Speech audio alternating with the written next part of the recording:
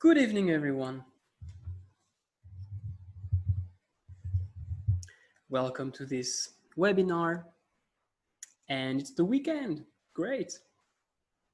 We can finally relax for 2 days. Yeah, I've started working already.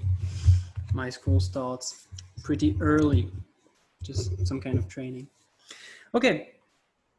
So today is going to be a relatively short webinar because there is not too much to say about price discrimination, which is our topic today. But there are some important points that I really want to stress, things that are not always clear in textbooks, and some mistakes that we really need to avoid when we teach price discrimination.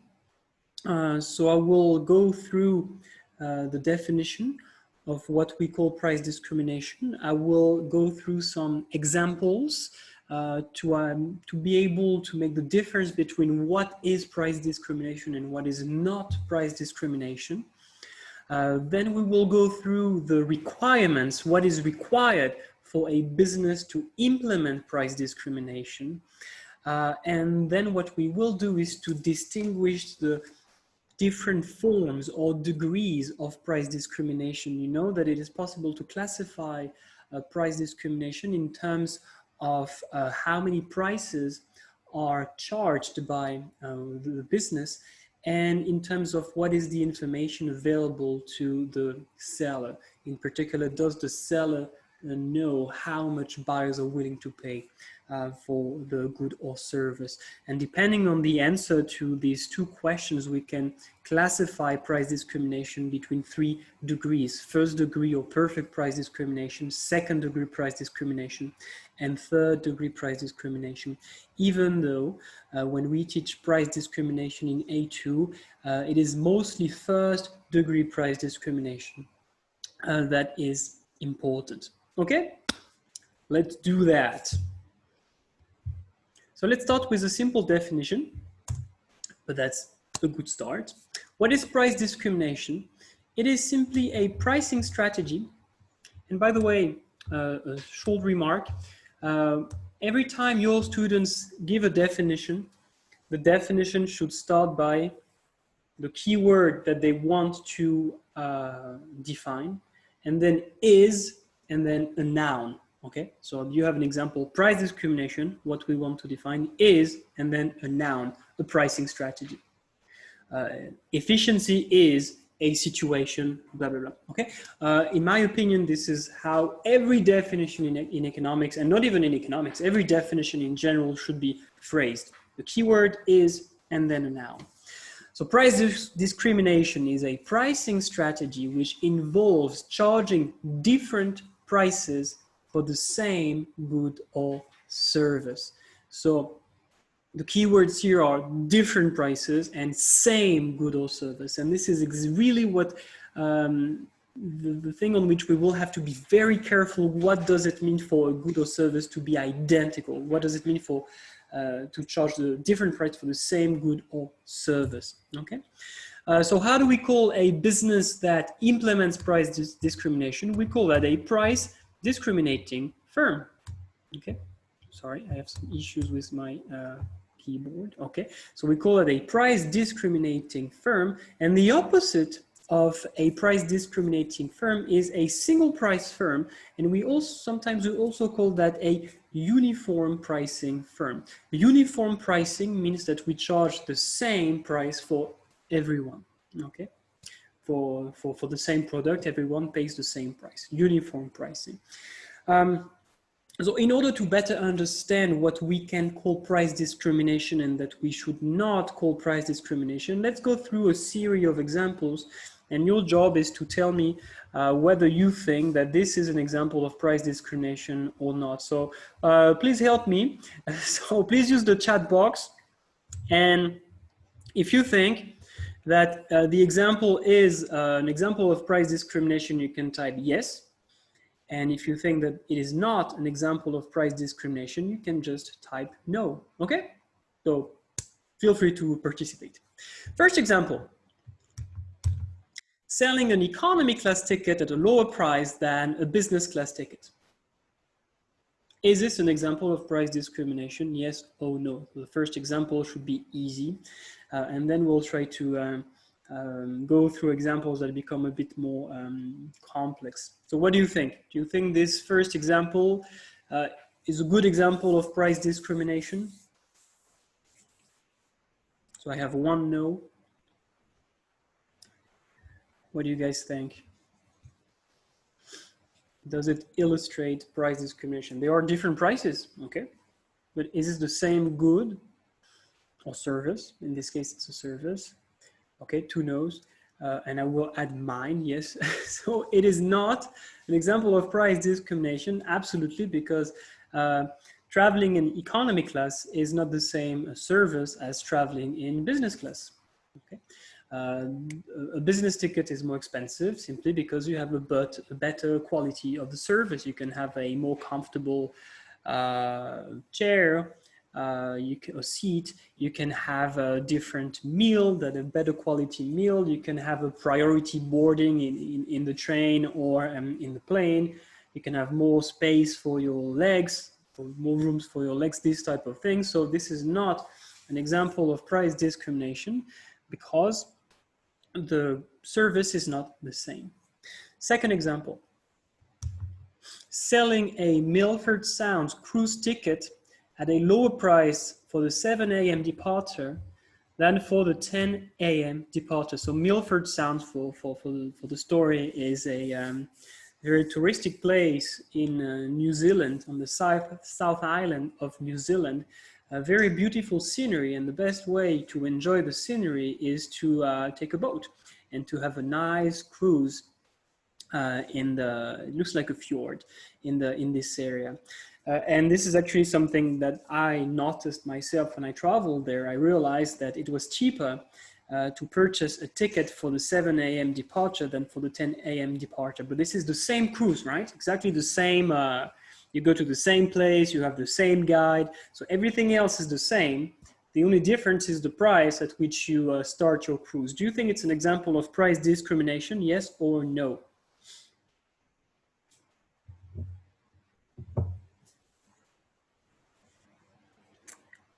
Okay. We have one yes. I'd like to have at least another one to see if you guys agree or not. 2 yeses.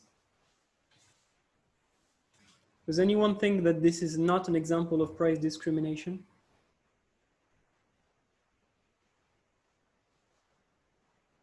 Yes, okay, 3 yeses. Okay. Unfortunately, the answer is no. This is not an example of price discrimination. This is not really because the good is different, but this is simply because the time at which we sell the product is different. Why is the price different? Simply because the demand for cruises at 7 a.m. is much lower than the demand for a cruise at 10 a.m. That's it. In other words, the price is higher at the 10 a.m. cruise simply because the demand has increased between 7 a.m. and 10 p.m. That's it. So this is not price discrimination. This is simply because between 7 a.m. and 10 p.m. the demand has increased. At 7 a.m. you don't have many people who are willing to purchase the cruise ticket because it's very early. So we have to wake up very early. It's complicated to have breakfast. We might need to ride our car during the night. So the demand is quite low at 7 a.m. 10 p.m. is way more convenient, right? And that's why it's usually way more crowded at 10 a.m. than at 7 p.m. because you have enough time to sleep, to have your breakfast, you don't have to rush. So the demand is just higher at 10 a.m. And if you have an increase in demand, you have an increase in price. That's it. So be careful. When you sell the same product at different points in time and at different prices, this might only reflect the fact that the demand or even the supply, but in this case it's the demand has changed over time. Let's try to, I'll try to find a similar example to illustrate this point. Let's say that you want to travel from Chengdu to Shanghai, okay, and you want to buy a plane ticket, and you see that the price of a plane ticket from Chengdu to Shanghai is more expensive on Friday evening than on a Tuesday around noon, okay? So this is the same flight, this is the same airline, you have the same onboard service, everything else is the same. The only thing that changes is that you buy one ticket for a flight on Friday night, and another ticket is on Tuesday around noon. Is this an example of price discrimination? And I hope now you see that the answer is no. This is not an example of price discrimination. This is just the natural consequence of supply and demand. The demand for flights from Chengdu to Shanghai is likely, actually I don't know, but it's likely to be higher at the beginning of the weekend on Friday night. Right now, there are many people who travel on Friday evenings. Than at Tuesday around noon. There are maybe apart from people who don't work and business trips, but the demand is likely to be lower on a Tuesday at noon, and as a result, the price is likely to be lower. So it is not an example of price discrimination. Okay, so be careful with that. Even though the good is exactly the same, if you sell it at different points in time, there might be different prices simply because supply or demand has changed. Okay, you could even find examples where instead of being the demand that changes over time, this could be the supply, for example, could be more costly to produce a product at some point in time. So simply the supply could be different, or you could have more firms operating at a certain point in time. So supply could be larger than at another point in time. Okay, so be careful with that. Another example, selling a bottle of Ice Peak. So you probably know, so especially those from Xi'an. Lindsay, I'm sure you know what an Ice Peak is. It's basically a soda. So selling a bottle of Ice Peak at a higher price in a mountain hut than at the Vanguard store down your street. Okay, or for example, a few weeks back, two or 3 weeks ago, I was hiking in Meishan, and on the way on the hiking trail, of course, it was very, very hot, so I had to buy bottles of water. And something that you probably know is that the further away I was from civilization on this hiking trail, the more expensive the bottle of water. I was purchasing bottles of water in temples, and for one bottle of water, the price was anywhere between 6 and 8 RMB for one bottle of water, which is very expensive. On the other hand, if you go to your local Vanguard store down your street, the price is likely to be very, very low, but it's the same bottle, okay? Would you say that this is an example of price discrimination? Same thing, yes or no? No, same bottle of Ice Peak, very expensive in a mountain hut and very cheap in your local Vanguard store. Is this an example of price discrimination? Yes or no?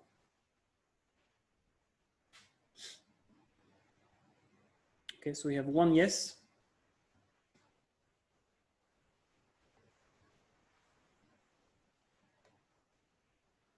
One no. Can we have a third opinion so we can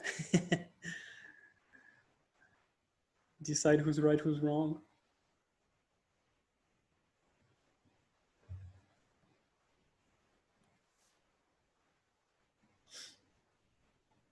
Anyone else wants to? No.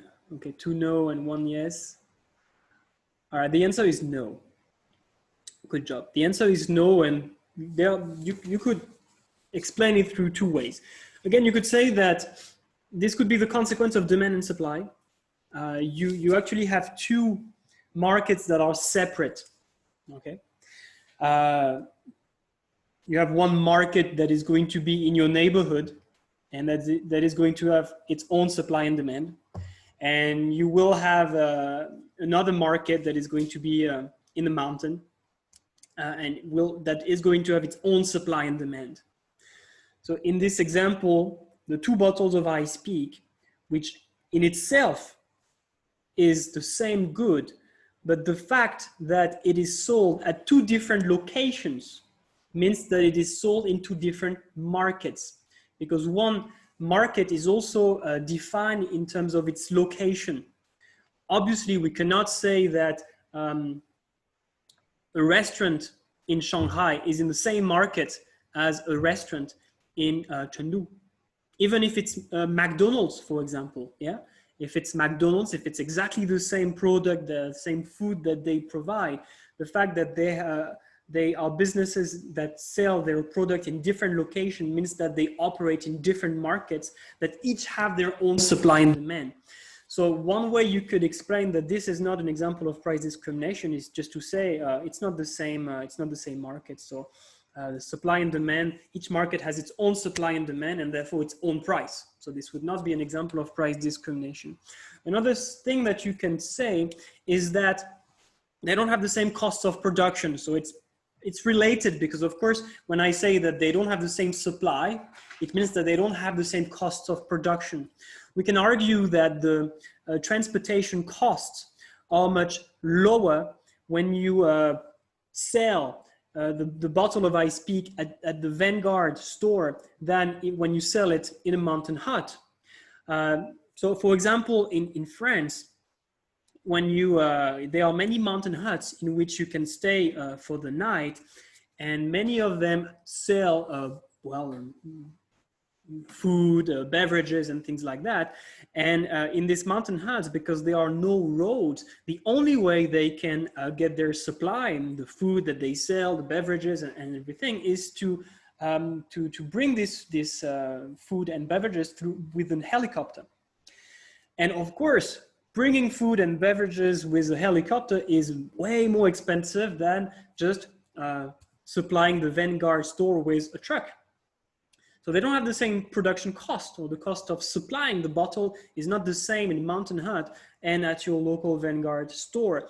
So the consequence is that there might be different prices. It might be more expensive to purchase a bottle of ice peak in a Mountain Hut simply because it is more costly to bring this bottle to a Mountain Hut rather than bringing it to your local Vanguard store. So here you could just say that there might be some differences in demand between the two markets, but there will also be differences in the cost of production or in the cost of transportation between these two locations. So this is not an example of price discrimination. So you see, we have to be careful when we analyze these examples. How about the last one? Selling a movie ticket for the latest Marvel release at a lower price for students. Is this an example of price discrimination? Yes or no? What do you think? So reduced fare for students. So we have one yes, two yeses, three yeses. All right. Finally, this is indeed an example of price discrimination, because clearly what we sell is exactly the same good. When you sell a movie ticket to a student or to a non-student, they will be in the same room. They can sit in wherever they want. It's not like if the seats for students were worse than the seats for non-students. They have the seats of equal quality. They see the same movie. They have access to the same services. So everything is the same. They watch the movie at the same time. It's also important because if they watch the movie at a different time, for example, Saturday evening instead of a Tuesday around noon, same thing. You could say that perhaps it's more expensive on a Saturday evening simply because the demand is high, but they watch the same movie at the same time in the same location and so on. Everything is the same. So this would be an example of price discrimination. Indeed, finally, we have one good example. All right. Then let me just make one quick remark that is actually quite interesting. There is sometimes So price discrimination is when we sell the same good at different prices. But can you think of examples where a business sells different products at the same price? Think about it. Let me know if you find examples of a business that would sell different products but at the same price. Any idea? I'll give you 30 seconds to think about it. You can, if you have an idea, you can type it in the chat box, or you can unmute your mic and talk to me. Different product at the same price.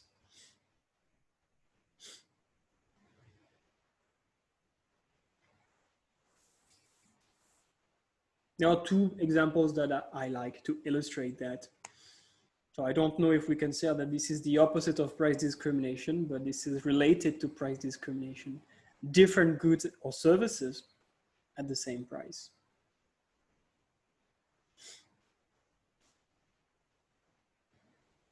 No idea? Okay. I'll start explaining mine, or the first one. And if you have a train ticket, so why is it different then? Because again, I'm asking different goods at the same price. So what would be the different goods?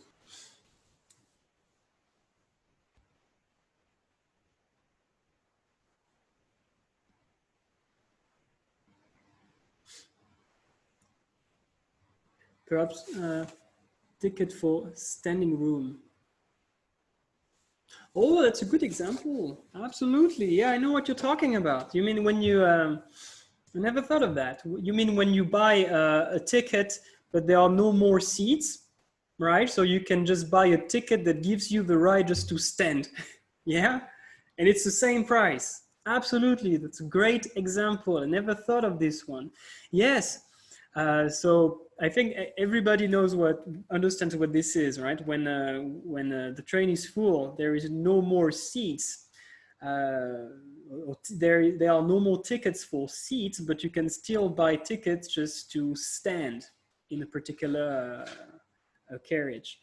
And it's the same price as when you buy a ticket for a seat. So in this case, you pay the same price for a service, a transportation service that is very different in terms of your comfort. And I have traveled several times while remaining up during the entire duration of the trip. And yeah, it's not great. That's a great example. Do you have anything else in mind? Apart from that, different goods, but at the same price. The first example that I wanted to mention is when you go buy some clothes. If you want to buy, let's say, a shirt, usually the price is the same regardless of the size, right? You can buy your shirt in a small size, medium size, large, extra large, and the price is the same. But in itself, as you can imagine, the small size is cheaper to produce because it has fewer raw materials. Fewer raw materials are needed to produce a small shirt than to produce an extra large shirt. But still, it's the same price, you see?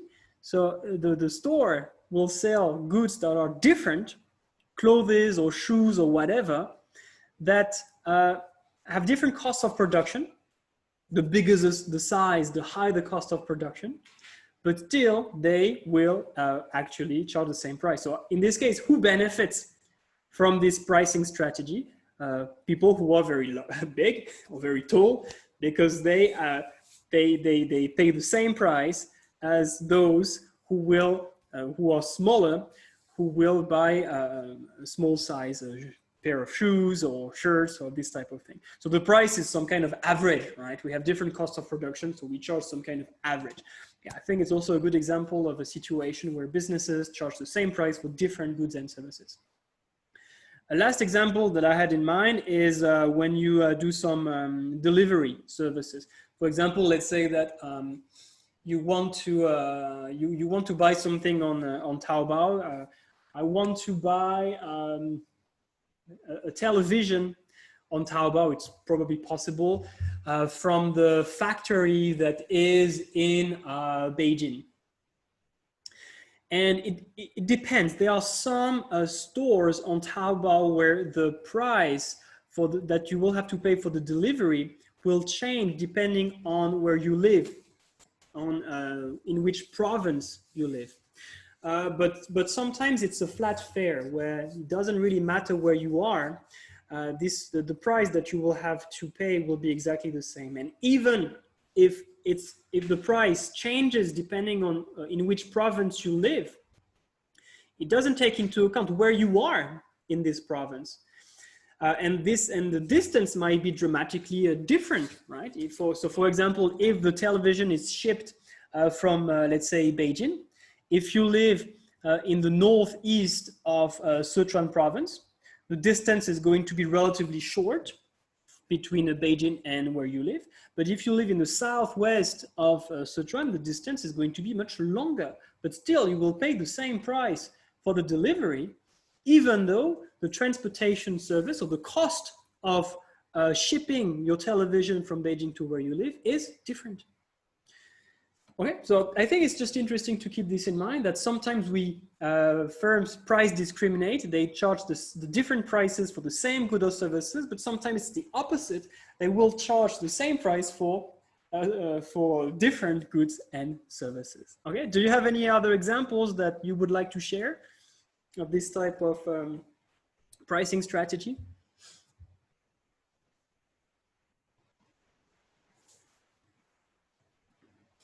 No more examples? Okay. In some textbooks, they use the example of airlines, and they tell you that, of course, if you purchase a plane ticket in advance, like 3 months in advance, the fact that it is cheaper than if you buy it just 2 or 3 days before you actually take your flight is an example of price discrimination. In my opinion, this is not a good example for many different reasons, and I don't want to give too much detail, but the fact that you purchase the ticket in advance means that you pay the company in advance as well, and then this business will be able to use this money to pay its expenses or to even make some financial investment or whatever. So the fact that you pay in advance is actually beneficial to the airline. It's different from the case in which you pay 3 days in advance. The fact that you pay in advance, and usually it's non-refundable, so you commit to travel with this airline on that day, so you actually give an information to the airline company, which is something that is valuable to the business. And mostly these two reasons explain why they will charge a lower price if you book your ticket in advance, because you provide an information 3 or 4 months in advance to the airline, and you provide the airline with a payment 4 or 3 months before you actually benefit from their service. So to that extent, I don't think that this is a good example of price discrimination, and I suggest that you don't use it with your students because it might be very confusing. Okay, good. So we have a definition of price discrimination, and I hope that by now you really understand why we have to be careful when thinking of examples of price discrimination. Many examples, in my opinion, are wrong because they simply describe the fact that supply and or demand have changed over time, resulting in a different price. So be careful with that. Good. Now, why do firms price discriminate? Well, the objective is to increase profit. And one thing that you can tell your students is that when they benefit from students' fares, reduced fare, it's not because businesses are so kind to students, but because they can make more profit. Because of course, students are happy that they can benefit from a lower price, but this is one way for businesses to increase their sales, to increase the quantity demanded for their goods or services, and at the end of the day, to increase their profit. And in particular, we'll see that this is one way for firm. I'll use an example to illustrate that.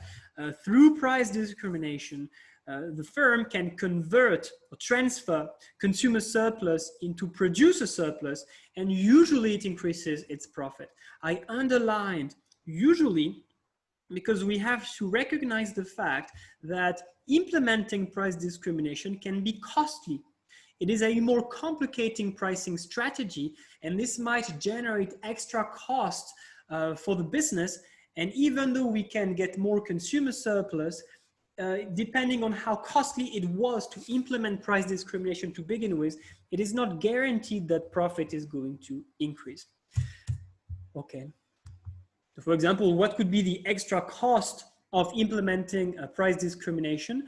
The firm might have to conduct market research to identify the different types of consumers and to identify the different characteristics of consumers. And this market research may generate extra costs. And for example, if you implement a price discrimination where you have a low price for students and a high price for non-students, then you will need to check the idea of students to make sure they are students. You must make sure that they don't cheat, that they are actually students. So you might have to hire someone whose responsibility is to make sure that people who claim who are students are actually students. Well, these are just two examples, and you can probably find more reasons for which implementing price discrimination might generate extra cost for a business. Okay, that's what I explained here. If it generates extra cost, then it is not certain that the firm's profit will increase. Okay, all right, let me just fix that. All right, that's just a short remark, but not quite interesting. It is possible that if you have a monopolist or any firm that is price maker actually, that is making a loss under uniform pricing, which means that if we charge one price for everyone, we would make negative profit. It is possible that through price discrimination, we can survive and make positive economic profit. It is a possibility. What else? Okay, good. This stage is extremely important for A2. There are some essay questions where your students will be specifically required to explain, after they have defined what price discrimination is and after they have given examples, they will need to explain what are the requirements for a business to engage in price discrimination. And again, I want to say that this is not only a monopolist who can price discriminate. Any firm who has influence over the market price, any firm that has market power is able to price discriminate. So what do we need to price discriminate? Of course, we must be price maker. In perfect competition, firms are price takers. They have no influence on the price whatsoever, so it is impossible to price discriminate. Well, that's pretty self-explanatory. We need to have some control over the price. That's one condition. Second condition, this firm must be able to identify different market segments. There are different types or groups of consumers. For example, students versus non-students, people below 18, over 18, people who are retired versus non-retired, people who are unemployed versus who are not unemployed, people who have a high willingness to pay for a product, people who have a low willingness to pay for a product, people who have a high brand loyalty, people who have a low brand loyalty. It doesn't matter. It could be any dimension, anything that makes you different from another consumer. And it's possible to divide the total demand in the market between several groups according to some dimension. It could be your age, your willingness to pay, anything. But of course, the firm must have information about the types or the groups of consumers, the groups of buyers that it faces in order to design or to charge one price for each group of consumers. If the firm doesn't have information about that and just faces the entire market demand without knowing what types of consumers it faces, it will be unable to charge different prices for different consumers. That's the second condition. Third condition, the different market segments must be separate. So buyers are unable to engage in arbitrage. Arbitrage is a situation where you could just choose what price you pay. And so you have a menu of prices, for example, a reduced price for students versus a full fare. And you say, well, okay, I'm not a student, but I will still purchase the student ticket because it is cheaper. Of course, if you can do that, if you can buy the good or service at the lowest price that is charged by the firm, this is not going to work because everybody is going to purchase the price at the product at the lowest price. So for example, it means that it is impossible that, let's take the example of a cinema. It means that if you are not a student, it is impossible to buy a ticket that is meant for students. Or if you, let's take the example of buses, because there are reduced fares for students in buses or even in the subways. So if you are not a student, you will not be able to purchase a card for the bus or for the subway that is meant for students. So how can we make sure that the market segments are separate? Well, usually if you want to buy a bus card that is meant for students, they will ask for your student ID. And if you are not a student, then you will not be able to purchase this card. Then you're going to tell me, yeah, okay, so, but we could ask a student to purchase the card, and then this student is going to give the card to me, and then I'm going to use it. Yeah, okay, so if it is possible, if we can cheat like that, then we would say that the different market segments are not fully separate. And in this case, it is possible that people who are not students can benefit from the fare that is meant for students. In cinemas, I don't know exactly how this works in China, but in France, they do not ask you your student ID when you buy the ticket, because then this would be too easy, right? You could ask a student to go buy the ticket to you and then you can use it. They check your student ID when you enter the room. So in this case, if you have a student ticket, you need to prove that you are indeed a student when you enter the room. So this is to make sure that people can't cheat, okay? So we need to have this type of separation between the different market segments in order to make sure that people will actually buy the product at the price that is meant for them, okay? Good. Then something that is sometimes in textbooks, they consider this as a requirement to implement price discrimination. It is not exactly a requirement, but this is a condition that makes price discrimination profitable. What makes price discrimination profitable is that the different consumers in different market segments have different willingness to pay or price elasticity of demand. So basically what this means is that what makes price discrimination profitable is that you face consumers that have different characteristics. Because when you think about it, if you face a demand, a market demand, where all consumers are exactly the same. Exactly the same means that they have the same willingness to pay, they have the same price elasticity of demand, and so on. There is nothing that you can use to differentiate your consumers. It's like an army of stormtroopers.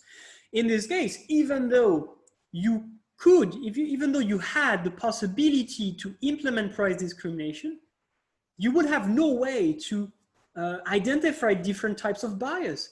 So you would just charge the same price for everyone.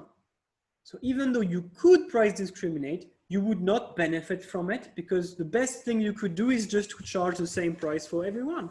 So it is only in a situation where the buyers, the potential buyers that you face have different characteristics that price discrimination is going to be profitable because you can take advantage of the flexibility provided by price discrimination.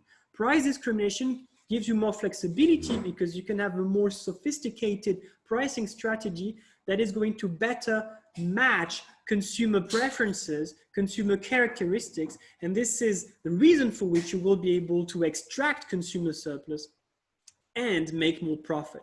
So by different characteristics, we usually mean different willingnesses to pay, or different price elasticity of demand, different responsivenesses to changes in price.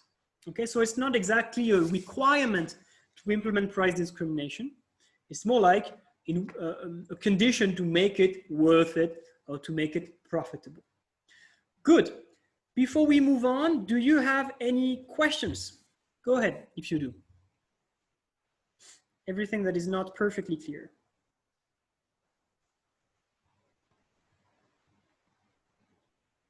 Tell me if you do. And if you do not, you can just type OK, so I know that we can move on.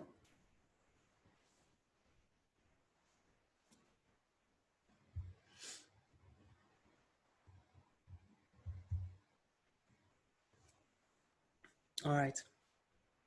So let's use an example with movie tickets. So we have the ticket price and the movie ticket. And we are going to make an assumption about the shape of the demand curve. We will assume a weird demand curve. So it is downward sloping, you see, but it is just not continuously decreasing. Why? Simply because we will assume that we have two types of consumers. And the dimension that we will use to separate or to divide the total demand between two types of consumers will be age related. We will distinguish consumers above 25 and consumers below 25. Let's assume we have 100 consumers above 25 and 100 consumers below 25. And the assumption that we'll make is that people above 25 have a higher willingness to pay than the people below 25. We can just say that this is because the people above 25, they have a job, they have more income, and if they have more income, they're able and willing to pay a higher price than the people below 25, mostly students, they have no job, so their ability to pay for movie tickets might be lower. So let's just say that the maximum price that these consumers above 25, the maximum price that they are willing to pay for a movie ticket is $15. Whereas the maximum price that consumers below 25 are willing to pay for a movie ticket is $10. So that's why we have this weird shape of the demand curve. So let me explain it. So for example, if the price is $12, all consumers above 25, they will buy a ticket, but all the consumers below 25, none of them will buy a ticket. That's why the quantity demanded, if the price is $12, is going to be 100. If the price is above 15, nobody will purchase a movie ticket, so the quantity demanded is 0. And if the price is below $10, everyone is going to buy a movie ticket, so the quantity demanded will be 200 tickets. Okay, so I hope you do understand the shape of this demand curve in this example. And let's just assume, to simplify, that we have a constant average total cost of production, which in this case is going to be equal to the marginal cost. I'll make a webinar on production to explain why this is the case later. Okay, so what can we do? Let's just say first that the cinema can only charge one price for everyone. So uniform pricing, same price for both types of consumers. The question that we could ask is, okay, what price should we charge to maximize our profit in this case? What do you think is the best price if we want to maximize our profit? So basically we have two options. We could charge $15. So the quantity demanded would only be 100. We would only sell movie tickets to the people over 25. Or we could charge a price of $10 for everyone. So all consumers would purchase a ticket, people above 25 and people below 25. So let's compare the profit in both cases to find out what is the best option. So if we charge a price of $15, the quantity demanded is 100 tickets, and my profit will be represented by this area, the price minus my average total cost, $3 times the quantity. Okay, so this would be represented by this area. Okay, and where would be the consumer surplus? There is just no consumer surplus in this case. So the entire total surplus is made of producer surplus, simply because the price that is charged by the cinema is exactly equal to the maximum price that consumers above 25 are willing to pay for a movie ticket. So that's option one. Option two would be to charge a price of $10 for everyone. So in this case, the quantity demanded would be 200 movie tickets. Okay, so the profit would be represented by this area, price minus ATC times quantity. And this area over there would be the consumer surplus that is enjoyed by consumers above 25. The consumers below 25, they do not make any surplus simply because the price of a movie ticket, $10, is exactly equal to the maximum price that they are willing to pay. But the consumers above 25, they are charged the price of $10, whereas they were willing to pay up to $15. So that's why they make a surplus of $500. So under uniform pricing, same price for everyone, we can charge a price of $15 and we have a profit of $1,200, or to charge a price of $10 and make a profit of $1,400. So my conclusion is that under uniform pricing, the profit maximizing price is $10. Okay, now what if this cinema chooses to price discriminate, to charge one price for each type of consumer, one price for the consumers above 25 and one price for the consumers below 25? Well, the best pricing strategy would be straightforward. It would be to charge $15 for the consumers above 25. You can just check their ID just to look at how old they are to make sure that they don't cheat. So it's quite easy to separate the market segments. And we could charge a price of $10 to consumers below 25. And in this case, this entire area would be profit. This rectangle here is the profit that is made on the first market segment, consumers above 25. And this second rectangle is the profit that is made on the second market segment, consumers below 25. So you see that in this case, under price discrimination, the profit made by the cinema is equal to $1,900. So indeed, through price discrimination, this cinema is able to increase its profit. And in particular, if we compare with what was before, we see that who suffers from price discrimination? Consumers above 25, because they used to pay a price of $10 under uniform pricing, and now they pay a price of $15 under price discrimination. So through price discrimination, we see that the cinema is able to extract the consumer surplus from consumers above 25 to convert this consumer surplus into producer surplus. Okay, you got the idea? I think it's a very easy example to illustrate price discrimination and how it can effectively increase the profit of businesses.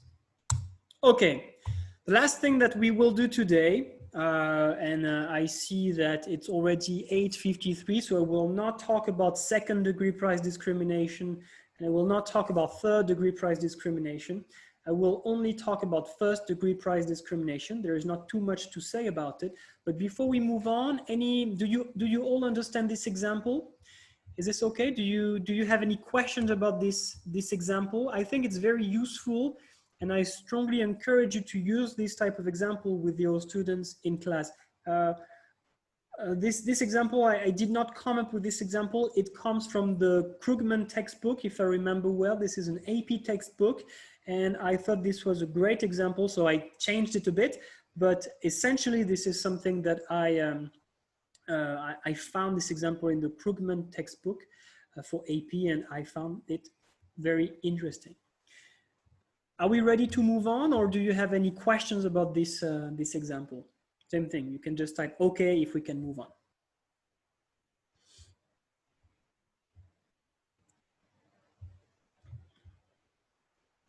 All right. Okay, so let's talk about, I explained that there are three main degrees of price discrimination: first degree, second degree, and third degree. For A2, what really matters is first degree price discrimination. Second degree is far too advanced. You can find some information in my PPT if you want to know more about that, but this is really something that we teach at the university. And third degree price discrimination, it's again a bit advanced.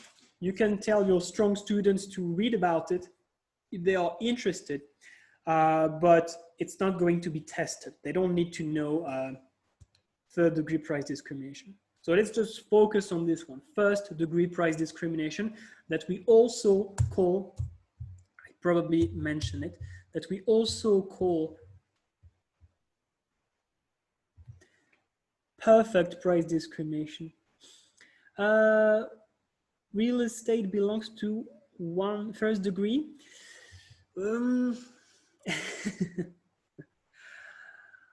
Why would you say that?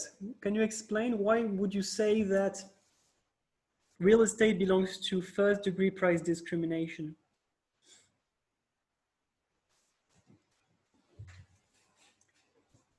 Because again, this has to be the same good, right? Yeah, okay, but if you sell houses, you sell different houses, right? So if you sell different houses, this is not the same good anymore. So if you sell a big house at a high price and a small house at a low price, this is not price discrimination. If you had, for example, okay, we could imagine an example of if a theoretical example. A theoretical example would be a situation where we have, like, let's say 10 different houses, or actually 10 identical houses that are exactly the same. There is no way you can say that this house is better than this one. In practice, it's impossible simply because the fact that they have different locations make them different, even if they are identical in all aspects apart from their location. But let's just assume that you have 10 houses that are exactly the same. If indeed you could, and if you have 10 potential buyers and you know exactly what is the maximum price that they are willing to pay for the house, and if you can charge one price for each house, for each different consumer or potential buyer, then yes, you could say that this would be an example of perfect price discrimination. Yeah. But again, you see that this is under many assumptions. The houses have to be exactly the same. In practice, it's not possible. And the seller must have a perfect information about the maximum price that each buyer is willing to pay. And another condition, the seller must be able to charge a different price for each consumer. So, okay, it's not very realistic, but actually, this type of price discrimination, perfect price discrimination, is something that is absolutely theoretical. In practice, it never really exists, and I will explain why. So we can imagine such examples of first degree price discrimination, but it's like perfect competition. It's something that doesn't really exist in practice. We can find examples that get close enough to this type of price discrimination, but we will never find a perfect example of first degree price discrimination. Okay, before we try to find examples, let's try to define it first, okay? So what we call first degree price discrimination is a situation, so it's a pricing strategy in which a firm, and this is important, don't forget that, which has a perfect information about consumer preferences, is able to charge a different price for each potential buyer. So if you really want to understand this concept, you have to imagine like a store. It doesn't matter what you sell. You only sell one product. Let's say that you sell noodles. Okay, you only have one dish of noodles, just a one dish restaurant. And every time you have someone who walks into your restaurant, there is a sticker on this customer's forehead that indicates the maximum price that this consumer is willing to pay for your noodles, okay? So in this case, you have a perfect information about consumer preferences. In practice, it's never the case.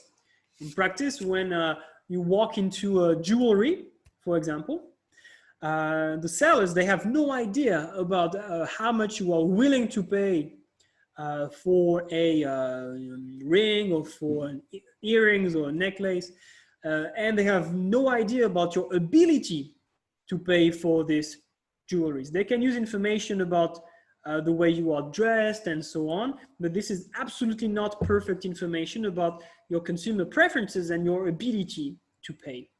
So let's imagine when we talk about perfect price discrimination that the seller knows everything about you. So that's already pretty unrealistic. And it's not all. The second thing that the seller must be able to do is to charge a different price for each potential buyer. Again, in practice, it doesn't make sense. Can you imagine? You walk into a restaurant and the seller sees on your forehead that you are willing to pay 10 RMB for the noodles. So the seller charges you 10 RMB. And then there is a second customer who enters into the restaurant and the seller sees that this potential buyer is willing to pay at most 8 RMB for the noodles. So the seller charges 8 RMB. Well, then you would go talk to the seller and you would be very upset. You say, oh, that's not fair, right? It's not fair. I pay 10 RMB and you charge this guy 8 RMB. So in practice, it's just not possible to charge different prices for different buyers. Even though you have information about how much they're willing to pay, it would be very difficult to make your customers accept that there are different prices for different customers. So yeah, it's again something that is highly theoretical. Auction counts as first degree price discrimination. Not really, because usually in an auction there is just one good, right? So you only sell one good. So if you want to buy a painting, for example, there is just one price at the end of the day.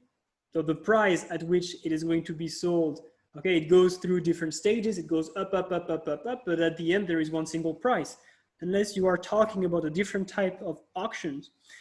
But yeah, it's not really a good example of price discrimination. I think what gets the closest to a perfect price discrimination is what happens in food markets, like street markets. Because let's say you want to buy some apples. So you go to your local fruit market, and the price at which the apples are going to be sold varies, right? It depends on whether the seller knows you. For example, in my case in China, since I'm a foreigner, the price is likely to be much higher. The price they give me is likely to be much higher than if I was a local. It depends on many different factors. You could say that all the apples are the same, right? So this is a homogeneous good, same time, same location, everything is the same. But the seller could charge different prices for different consumers, theoretically, right? But here, the problem is that the seller doesn't have a perfect information about my willingness to pay. So we are still quite far away from perfect price discrimination. It's very difficult to find examples. The problem is not really about the ability to charge different prices. The problem really is about information. It's very difficult to think of examples where sellers, they can know exactly how much you are willing to pay for a good or service, especially because you have an incentive to hide this information. If you do not conceal this information, if you put a sticker on your forehead saying, hey, I am willing to pay $20 for that, then the seller is not stupid. The seller is going to tell you, okay, then $20, that's what you pay. And you'll say, okay, and you will have no consumer surplus. If you hide this information, you might be able to keep some of your consumer surplus. So that's mostly theoretical. So how do we summarize first degree price discrimination? Sellers have perfect information about yourself, and they can charge one price for each potential buyer. So I don't know what comes next. So of course, in this case, each buyer is going to be charged its maximum willingness to pay. Again, you have this sticker on your forehead that tells, I am willing to pay $20. So of course, the seller will not charge anything less than $20. Why would he do that? So the seller will charge the maximum price that you are willing to pay for the good or service. So the consequence, as we will see, is that there is no consumer surplus.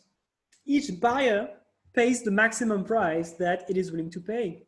And the consequence, and I will show you that on the diagram, is that the demand curve becomes the marginal revenue curve of the perfectly price discriminating firm.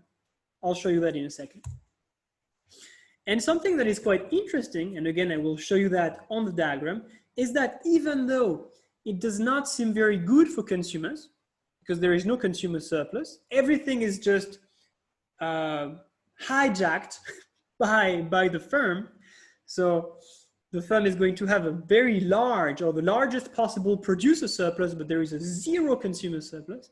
So it might be very unfair in the sense that consumers, they suffer from this pricing strategy, but from an efficiency perspective, it is actually allocatively efficient to implement first degree price discrimination, which means that there is no deadweight loss. Total surplus is maximized, but the problem is that total surplus is entirely made of producer surplus. So it might be seen as unfair, but it is efficient. Remember, there is always a trade-off between fairness or equity and efficiency. It will be easier to understand that on a diagram. So that's a consequence.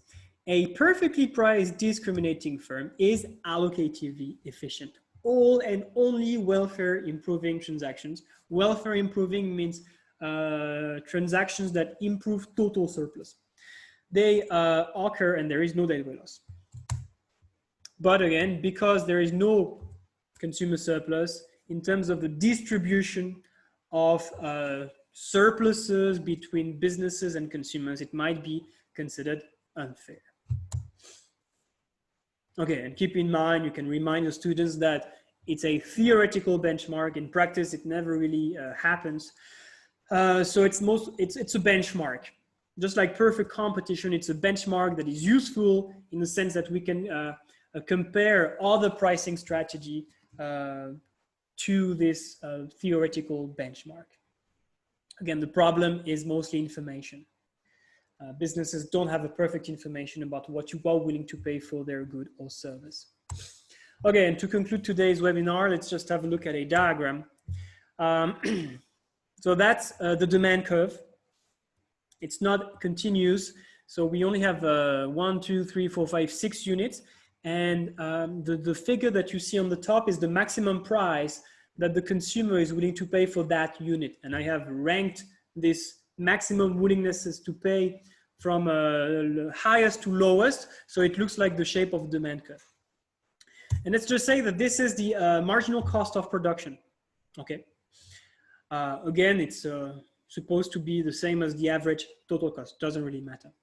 So what we can do is it a good idea for the firm to sell the first unit?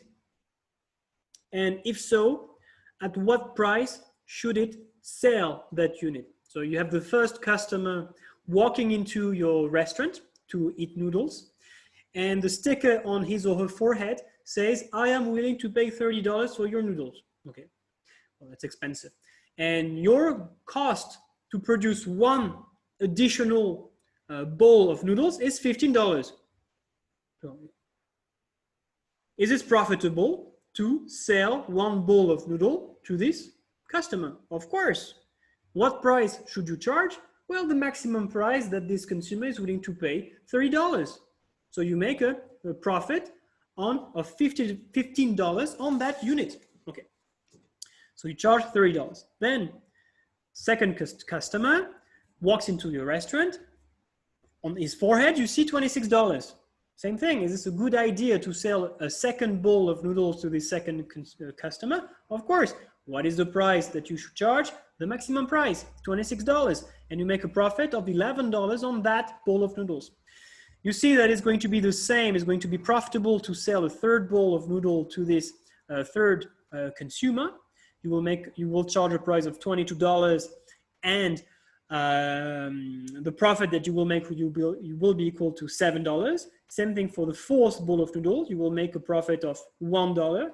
But should you sell a fifth bowl of noodle to this fifth customer? No, because even if you can charge the maximum price to this fifth consumer, $12, it will still be less than your cost, the cost of producing one additional bowl of noodles, $15. So you would actually lose money. You would, your profit would decrease by $3. So my point is that you should sell 4 bowls of noodles, $30 for the first bowl, 26 for the second, 22 for the third, 16 for the fourth, and then you should not sell noodles to the 2 remaining customers. Where is your profit? We don't see very clearly, but the profit is equal to this top triangle. Okay. Under uniform pricing, this area is usually consumer surplus, right? But you see that through perfect price discrimination, the firm has converted the consumer surplus into profit. Okay. And you see, just to mention something, that every time this firm sells 1 more unit, the total revenue increases by exactly the maximum price that the last consumer is willing to pay. Okay, so for example, if I have already sold 2 bowls of noodles, so I have sold the first one at $30 and the second one at $26. So my total revenue is $56. If I sell a third bowl of noodle, at $22, my total revenue increases exactly by $22, which is the maximum willingness to pay of the third consumer, which is given by the demand curve for this particular level of output. So your total revenue increases by exactly the maximum willingness to pay of the last consumer, which is the demand curve. And therefore, the demand curve is the marginal revenue curve. That's it. Good. So this is an example with a demand curve in the shape of a stair, but we could just generalize it with a demand curve that is just, that has a typical shape with an upward sloping marginal cost. Why not? This is exactly the same reasoning. And in this case, so remember that the demand is my marginal revenue, because every time I sell 1 more unit, I can charge exactly the maximum willingness to pay of the last consumer given by the demand curve. So in this case, I should sell, keep selling my product as long as my marginal revenue is greater than my marginal cost. So I should stop at this quantity QM. As long as my marginal revenue, the demand curve, is above the marginal cost, I can increase my profit by selling more and more output. I should stop there. In this case, my producer surplus is equal to this entire area, the gap, the distance between the price that I charge, which is given by the demand curve here for each unit, and my marginal cost of production. So that's producer surplus. And in this case, there is no consumer surplus, of course, simply because each consumer pays exactly the maximum price that they were willing to pay for that product. So that's why the producer surplus is equal to the total surplus. And guess what? There is no deadweight loss. So that's why I wrote QM is equal to Q star. Q star is the allocatively efficient level of output, simply because at this quantity, the marginal cost of production is equal to the demand curve. And remember that the demand curve is the marginal benefit of consumption. Marginal cost is equal to marginal benefit. We have allocative efficiency. So no deadweight loss. Total surplus is maximized. The problem here is that it's only enjoyed by businesses and there is nothing left to consumers. Okay, and I'm going to stop here for today. It's going to be, it's already too long, but if you are interested in learning a bit more, so this is really a summary. 2 years ago, I had very detailed slides about 3rd degree and 2nd degree price discrimination, but then I realized that this was way too advanced for students and not very useful. So I removed the complex explanations, and these slides are simplified explanations of these 2 additional types or degrees of price discrimination. This is not tested in A2, so it's okay if you never tell your students about that. They will not be penalized. But I think it's interesting, especially for those who will study economics at university. They will study these types of price discrimination, so you can just very quickly introduce them, or even for yourself, for your own culture, if you want to, of your own knowledge, you can have a look at that. Okay, good. We are done with price discrimination. Do you have any questions before we conclude this webinar? Tell me.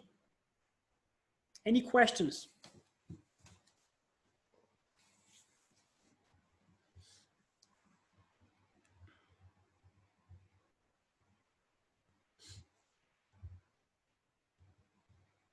So I'll leave you some time to think of questions that you may have. And while you think, just a reminder, tomorrow there will be the first of a pair of webinars that will be organized by Cambridge that will address or cover the topic of economic efficiency. So tomorrow will be part A. It starts at 4 p.m., careful, different time, not 8, 4 p.m. China Standard Time. That's going to be a Zoom meeting. Same ID, but there will be a password. The password is EconDoctor. So make sure that you don't forget the password. So part A will be about the introduction of the webinar. I'll introduce also an opening activity that you can use with your students to open the topic of economic efficiency. Then I'll talk about productive efficiency, allocative efficiency. So that's part A. And part B is going to be on Sunday, same time, 4 p.m. China Standard Time. Same Zoom ID, same password. I'll talk about static versus dynamic efficiency, about Pareto optimality.